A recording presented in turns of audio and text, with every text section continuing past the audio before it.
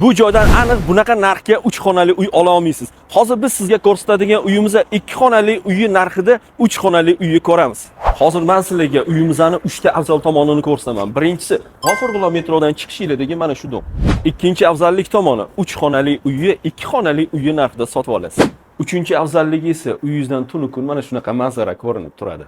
Faqat uyimizda bezremont holatda 3 xonali 9 qavatli domi 9-qavatida joylashgan, kadastr bo'yicha 72 kvadrat. Bu uyni o'zingizlarni xohlagan didinglarga moslab remont qilib mazza qilib yashasanglar bo'ladi. Yana bir afzallik tomoni, bu uyimizning lifti 9-qavatgacha chiqadi.